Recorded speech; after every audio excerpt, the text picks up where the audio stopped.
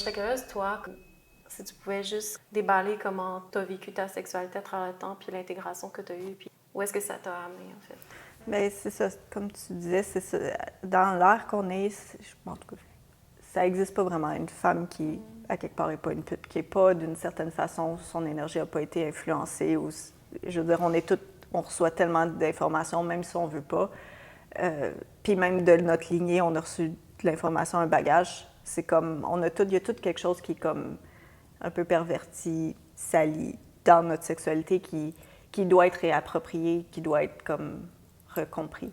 Mais ce qui est particulier avec comme mon histoire, ou comme la femme moderne, puis c'est juste, moi je l'ai juste vécu. Il n'y a même pas eu une option dans ma vie. Je me suis jamais dit, euh, je ne vais pas me prostituer. Genre c'était même pas comme dans mon champ de conscience. Je me souviens tout petite, c'était comme un peu c'était pas dit explicitement, genre, OK, je vais me prostituer, mais c'était juste, je baignais dans un environnement où est-ce que la sexualité était très visible, était très comme encouragée, puis pas la sexualité de genre, OK, conserve ta virginité le plus longtemps possible. C'était juste, non, la sexualité, c'est faite pour être explorée, puis c'est fait pour, comme, être vue, là. Tu sais, il faut que tu es fier de qu'est-ce que tes exploits, puis que tu vis une sexualité qui est libre.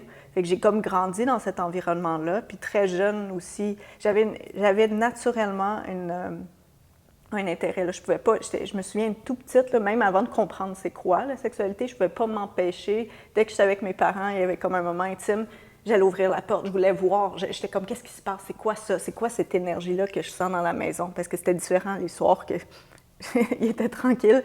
Genre, j'allais me coucher. Mais dès qu'il y avait comme cette activité-là, mon système il était comme, je veux savoir, c'est quoi qui se passe. Puis là, j'allais, puis là, j'ouvrais tout le temps leur porte de chambre, ou peu importe.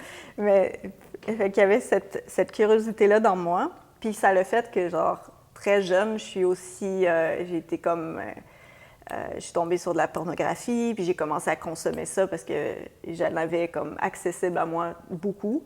Fait que dès que mes parents partaient, je regardais, puis je savais même pas qu'est-ce que je regardais, mais j'étais comme, j'étais en train, il y a quelque chose qui m'est transmis, je veux comprendre c'est quoi. Puis pour moi aussi, ça voulait dire que je regardais les scènes, puis je me souviens, c'était genre, parce que j'étais très, très mal à l'aise, très triste, très nostalgique comme enfant, même si j'avais tout ce qui, j'avais très tranquille, très confortable, mais comme j'avais cette nostalgie-là ou puis quand j'allais dans la sexualité et la pornographie, il y avait quelque chose dans moi qui pouvait expliquer, qui catchait que, ah, enfin, il y a comme, c'est là-dedans, il y a comme quelque chose que je peux comprendre, puis qui va faire du sens dans ma vie, de pourquoi je suis ici, puis mais OK, on s'entend que c'est pas par là que tu es supposé l'apprendre, mais moi, c'est ce que ça me faisait, mais ça fait comme, ça m'a juste ouvert la porte, puis malheureusement, ou je sais pas, j'aurais pu éviter ça, mais ça l'a fait en sorte que pour moi, c'était juste clair, mon chemin était set. C'est comme, OK, pour être une femme, pour avoir du pouvoir, pour se sentir comme pas tout le temps insécure, il faut que tu maîtrises la sexualité. Il faut que tu viennes, que genre, justement, ce que je voyais comme à travers la pornographie, il faut que quand ça va m'arriver à moi, je me sens pas intimidée. Genre, pour moi, être comme forte, être dans son pouvoir, ça voulait dire il n'y avait rien qui m'intimidait. Je pouvais faire face à n'importe quelle situation dans un contexte sexuel, puis j'allais comme, OK, j'allais pas avoir peur, j'allais être capable de garder, genre, puis j'allais aussi pouvoir aimer ça. Genre, fait que jeune, c'était comme, pour moi, c'était genre, c'est ça qu'il faut faire.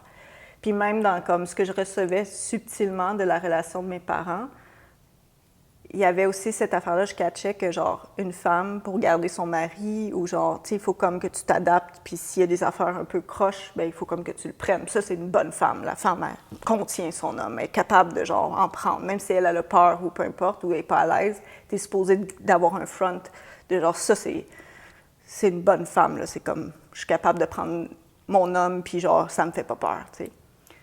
Fait que ça a commencé comme ça, puis aussi juste dans l'environnement, juste comme au secondaire, puis tout ça. J'étais entourée de gens, tout le monde était juste... Ça a commencé très jeune, à l'âge de 12 ans, dans les parties, l'alcool, la drogue, puis comme les actes sexuels très publics. Moi, c'était comme, j'ai grandi, j'ai connu des gens qui ont habité dans la même ville que moi et n'ont pas vécu la même affaire, mais moi, je me suis ramassée avec la gang qui faisait ça très publiquement, qui commençait très jeune, puis il y avait aussi une pression de si tu faisais pas certains actes, ben t'étais pas cool. Puis là, moi, j'étais comme, OK, il faut que je le fasse. Fait que j'ai commencé vraiment jeune à juste avoir des expériences sexuelles. Puis là, je peux même pas... Maintenant, je pense que c'est encore pire, là, qu'est-ce que les jeunes vivent.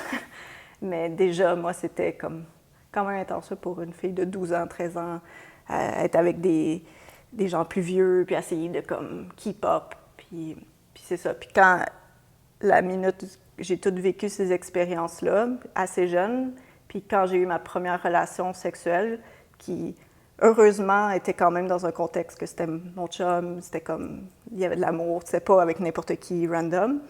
Mais après ça, ça a déclenché quelque chose. Une fois que j'ai passé ce passage-là, là, de genre ma première relation sexuelle, j'ai juste, quelque chose dans mon énergie a juste, OK, j'avais passé. Fait que là, je me suis mis à juste comme, je voulais juste avoir toutes les expériences. Fait que je me suis mis à comme, à avoir beaucoup de genre relations avec des hommes, avec des femmes, j'étais juste, il y a comme quelque chose qui a été unleash, puis je pouvais pas l'arrêter. Puis là, déjà, comme, j'ai eu ma relation sexuelle, puis j'aimais vraiment mon chum.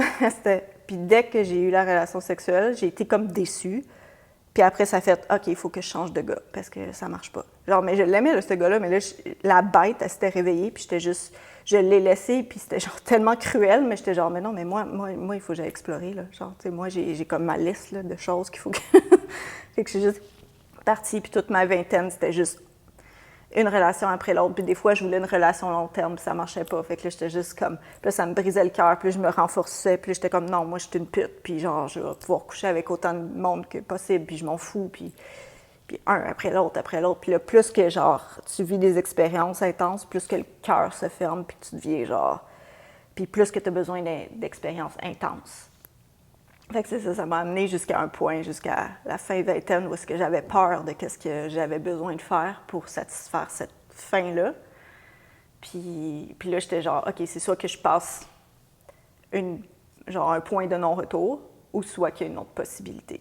Puis, heureusement, la vie m'a présenté une autre possibilité de, comme, OK, prendre un recul, puis essayer de, comme, d'avoir un espace où est-ce que je peux étudier. Bien, premièrement, il faut comme...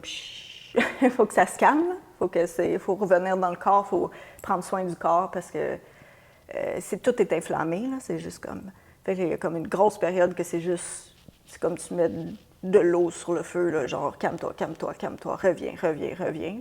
Puis à un moment donné, quand tu es comme, OK, là, tu peux te déposer un peu dans ton corps, là, ça ouvre là, tu commences à checker c'était quoi ces bêtes-là, ces affaires-là qui poussaient, puis tu apprends comme...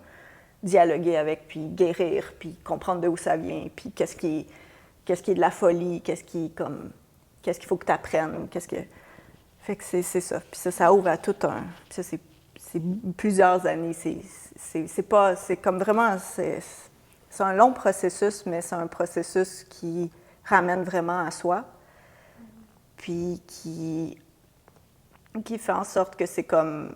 toutes les parties aussi que tu as comme brisées, éparpillées à travers tes actions parce que tu faisais n'importe quoi, c'est comme tranquillement, il faut que tu ailles chercher chaque partie, que tu ramènes, que tu comprennes comment tu as trahi la partie, que tu te la réappropries, puis que tu la réintègres, puis que là, tu apprennes à t'aimer.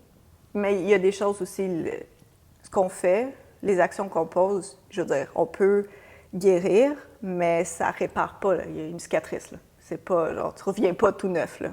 Mais tu apprends à vivre de tes cicatrices, puis tu apprends à avoir comme la valeur derrière comme le bagage. C'est ça qui devient aussi intéressant. Mais ça revient pas, les actions sont faites, les conséquences, le dommage est fait.